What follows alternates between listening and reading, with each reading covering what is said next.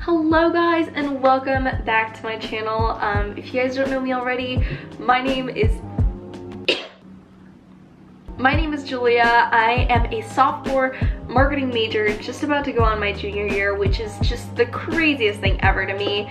The fact that junior year is coming up is so terriifying, but like very exciting at the same time, because I am moving slowly towards taking classes that I'm genuinely interested in versus all of these non-stop elective course, or not electives, but like required courses. So that's super exciting. But today I wanted to talk about ways to use the summer if you didn't end up getting an internship. So this is a video that personally I felt like I needed, and I went on YouTube and there was just like no other video that really answered my questions. So I sat down, I thought about it, and I was like, okay, legitimately though, what are some things that I can do this summer that don't involve me getting an internship? Because my original goal was getting an internship, but thankfully I did get the wonderful opportunity to study abroad, but that led to the challenge of me not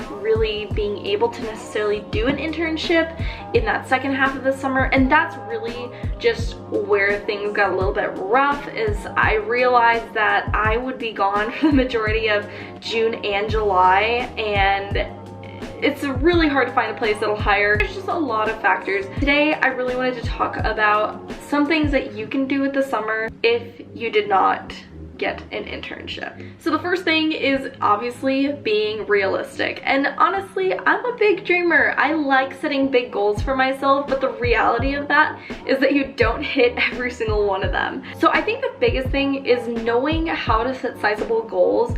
Obviously, it's really easy to tell yourself that you're gonna go visit your family and you're gonna study abroad and you're gonna take online classes. Like literally, I was about to take an online class on top of my 2 classes while I was studying abroad in Barcelona, and I had to stop myself and just be like, girlfriend, you're gonna be in Spain for 6 weeks. Like, that's a lot to do at one time. It's gonna be a lot as it is. So I obviously was like, okay, I don't want to burden myself like that.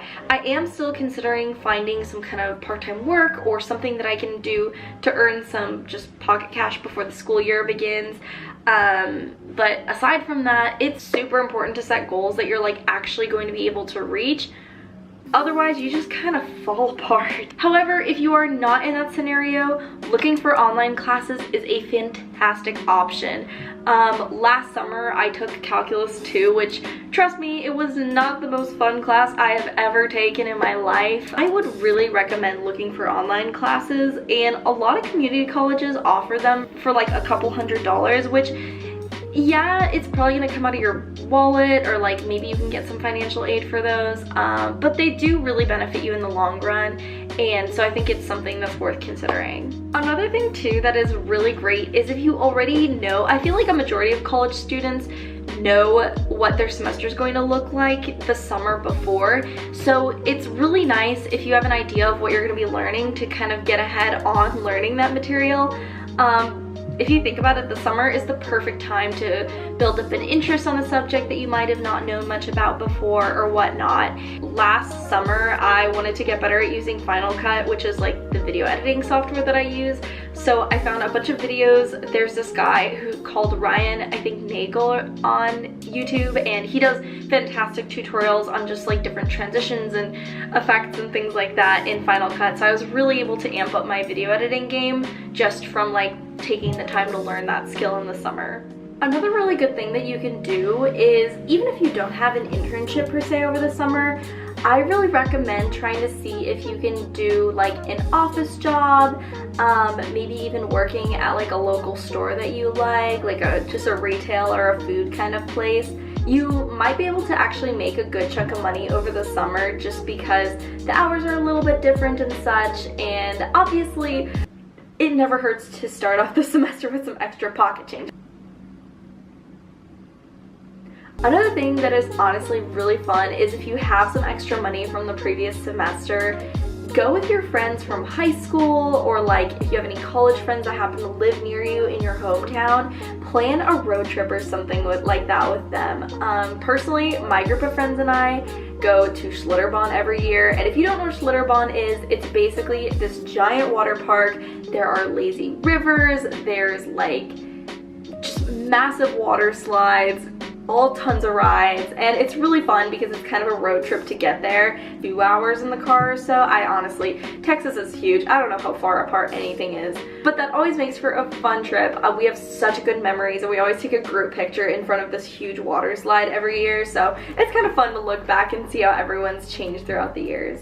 Another thing you can do too is if you're still kind of on the job application grind, or if you're a freshman or a sophomore who's looking to get into the career field of your choice, I would really recommend seeing if there's a local business that would be interested in helping job shadow with you, or if there's just any kind of like online interviews, or if there's someone you can Skype through LinkedIn or so to make some connections. There's a lot of little things that you can do, and this is a little bit easier obviously if you live in a big city. If you're someone who happens to be pre-med, you're a bio major, if you're in engineering, any kind of those STEM sort of fields, it's a little bit different, but it's still very, very viable to go and meet people in those industries, because you really never know what you're gonna learn. I mean, I learned so much from people that I just randomly meet working in marketing. I'm certain that you could find someone in your hometown who specializes in something that you'd like to end up doing in the future.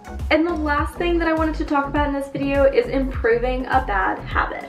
And this doesn't necessarily have to be something super drastic.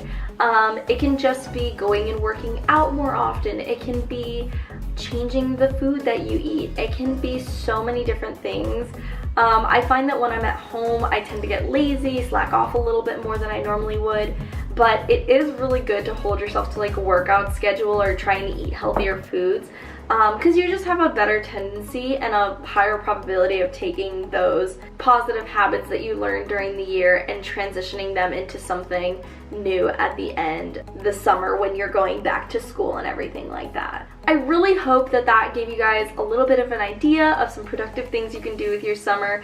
Obviously, if you guys have anything that I missed in this video or that you personally have done during a summer when you weren't working in an internship, please comment them down below. I would love to read y'all's responses because I'm kind of in a sticky situation myself. I don't really know what I'm gonna do when I get back from my travels this summer, and I would love to hear y'all's feedback.